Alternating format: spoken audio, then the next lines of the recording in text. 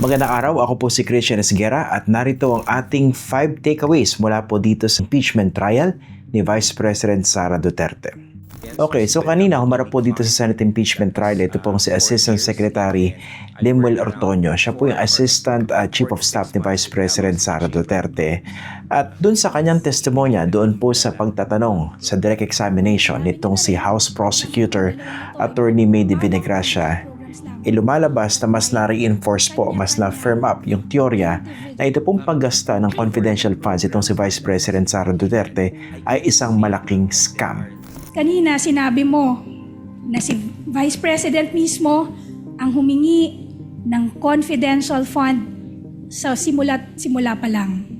Siya ang humingi ng 250 million mula sa DBM. Tama ba? Yes. At pinirmahan niya rin ang approval para sa pag-release ng pondo. Tama ba? Yes. Yes. Pinirmahan niya rin ang mga liquidation reports at certification supporting the liquidation reports. Tama ba? Yes. Okay. In short, you will agree with me. This whole confidential funds matter, ang arkitekto at mastermind nito ay si Vice President Sara Your Honor, Duterte. please. You will also agree with me na kapag paiba-iba ang rason, maaring nagsisinungaling lang or talaga namang ito ay isa lamang scam. Actually, kapag uusapan po natin yung mga lumabas na po ng mga impormasyon, yung mga facts, dito po sa impeachment trial ni Vice President Sara Duterte, pati na rin po yung mga lumabas na po dati doon po sa pagdinig ng House Committee on Good Government, isa pong reasonable conclusion na mukha pong isang malaking scam itong nangyaring paggasta sa 125 million pesos na confidential funds ng Vice President noong 11 days po noong December 2022. At naulit pa po ito for the next 3 quarters, yung first 3 quarters ng 2023. Of course, nandiyan po yung mga bogus sa mga resibo na sinasabi nila mga aliases, yung mga resibo na tila iilang tao lang po yung nagsulat, yung kawalan po ng mga sales invoice, yung kawalan po ng mga official receipts, at talaga nakarelay lang po dito sa tinatawag na acknowledgement receipts na hindi po natin alam kung saan po talaga napunta itong milyon-milyong pisong confidential funds na pinag-uusapan po natin dito. So kanina dito po sa trial, mas na-reinforce po ito, kaya isa-isahin po natin. Takeaway number 2. Kung maalala nyo po, ang justification po ng Office of the Vice President dun po sa paggasta ng confidential funds ay wala raw po nangyaring untoward security-related incidents dun po sa implementasyon ng mga programa, mga proyekto na inilatag po nila bilang pagkakagastusan nito pong confidential funds. Kaya ito po yung tanong ni Attorney May de Vinegracia. Between December 20 and December 31, meron ba kayong narinig na threat of cataclysmic proportion? Ibig sabihin, meron ba kayong narinig na banta na masyadong mapaminsala na kailangan supuin sa loob lamang ng 11 days?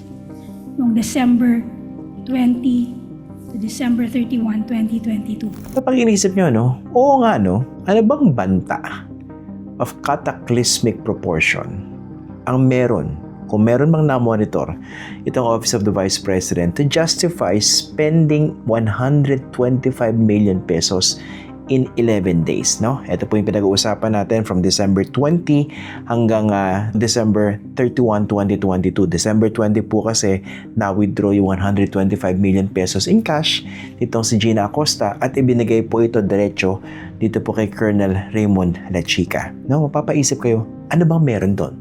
In the first place, questionable po yung justification, Yung sinasabi nilang, oo, kasi successful naman po at wala po nangyari untoward incident, so justified po yung paggastos.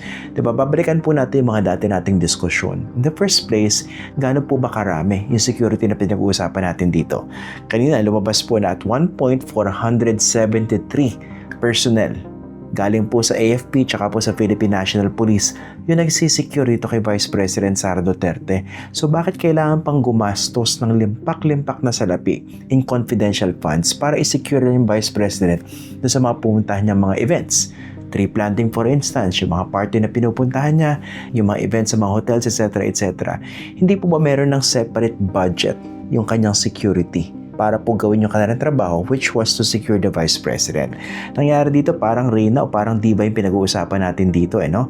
Meron ng pondo para sa kanyang security, ikukuha pa rin doon sa confidential funds precisely for that same purpose, to make sure that the Vice President would be secure and that no untoward incident would happen. Hindi po ba isang malaking kalokohan yung pinag-uusapan natin dito?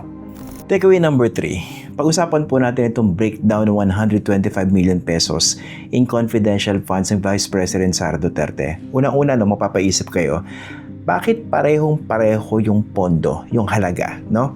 125 million December 2022, 125 million first quarter ng 2023, 125 million second quarter ng 2023, and another 125 million sa third quarter naman po ng 2023. Pinag-uusapan po natin dito magkakaibang bilang ng araw po. Kasi nung ginasta po yung 125 million in December 2022, 11 days lang po yung pinag-uusapan natin dito. Tapos yung first quarter ng 2023, 52 days. Tapos, nung second quarter ng 2023, 67 days. And then, ang third quarter, 79 days. Hindi ba kayo mapapaisip, bakit parehong-pareho yung halaga? Gayong magkakaiba po yung bilang ng araw ng mga quarters sa pinag-uusapan natin dito. At hindi lang po yun, no? Dito po sa breakdown nitong 125 million na consistent across 4 quarters, makikita nyo yung purchase of information, 14 million pesos. Payment of reward, 10 million pesos. Rental of other incidental expenses relative to the maintenance of safe houses, 16 million pesos. Purchase of supplies, 35 million pesos. Provision of medical and food aid, 40 million pesos. Tapos, payment of incentives or traveling relative to the confidential operations, 10 million pesos. Hindi ba kayo napapaisip, bakit saktong-sakto yung allocation? Walang butal ni isa. Except for that one document kung saan lumampas po, no? Humigit po sa 125 million yung naging liquidation. Umabot po ng 125 million 150,000 pesos. Dahil 150,000 pesos daw po ay inabono nitong si Assistant Secretary Limuel Ortonio. Pero kung pagbabasihan po natin yung breakdown ng 125 million, sa mga nakakita ng confidential fund at yung pinagkagastusan, walang butal ni isang singkong duling. Bakit nga ba? Baka dahil kasi wala naman silang ipinresenta na mga official receipts at saka mga sales invoice. Pinagbasihan lang dito ay acknowledgement receipt. Sinasabi, ako nakatanggap ng ganitong halaga, so walang butal, di ba? Pero napaka-imposible po kung bibili ka talaga ng medisina, bibili ka ng pagkain, bibili ka ng mga upuan, bibili ka ng mga lamesa, imposibleng wala pong butal at hindi po siya siguradong sasakto doon sa alokasyon na walang kabutal-butal. Di ba? Yun palang mapapaisip na kayo Bakit walang butal? Okay, takeaway number 4. Balik po tayo dito sa breakdown itong 125 million.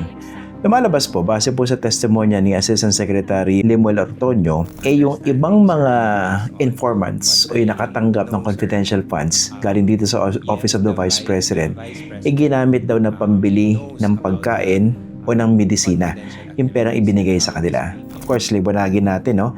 Wala naman daw nakitang official receipts or sales invoice itong si Mr. Ortonio. Okay?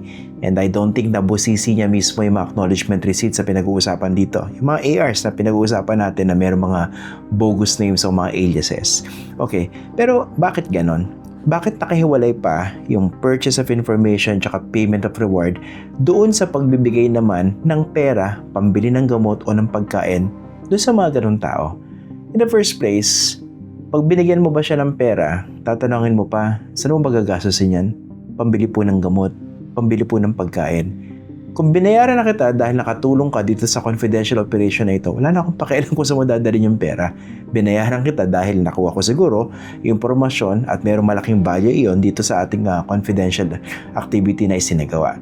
Ang tanong, bakit magkahiwalay pa po ng item? Meron pang payment of information, meron payment of reward, tapos meron pang purchase or provision of medicine and food aid. No? Bakit nga ba? Ngayon, kung talagang gusto mo lang magbigay ng gamot tsaka ng pagkain, hindi po ba dapat ang ginagamit dito? Siguro, yung regular fund o regular allocation of Office of the Vice President at hindi po yung confidential fund. So again, another red flag. Ngayon, punta tayo sa takeaway number 5. No? Balikan po natin itong unang sinabi, yung pagsasalarawan ni Attorney May de Vinegracia na ito ay isang malaking scam at ang architect o mastermind itong confidential fund scam ay mismo si Vice President Sara Duterte. Sa totoo lang, it's a reasonable conclusion tulad po na banggit natin dahil siya po yung head of agency. Siya po yung nag-request itong confidential funds. At hindi naman po kikilos ng ganun-ganun na lang yung mga tao nasa ilalim niya, the likes of Lemuel Ortonio, the likes of Gina Acosta, the likes of Colonel Raymond Lachica, kung walang basbas niya, kung walang kumpas niya. Kaya wag na po tayo maglokohan dito. Involved po dito definitely at directly si Vice President Sara Duterte.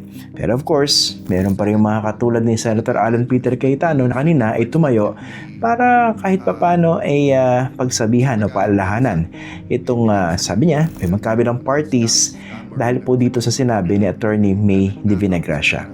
We admire your passion in trying to prove your allegations, but we're also all aware that the medium is the message. When we use certain words that can be sa Tagalog bansag, binansagan mo na na scam o scammer, binansagan mo na nagnakaw, etc. Let's all be aware that when we say it, even if we say withdrawn or even, both sides, kahit sabihin mo withdrawn na to, kahit sabihin mong nice try, etc. We know that that's for the cameras, not just for the court.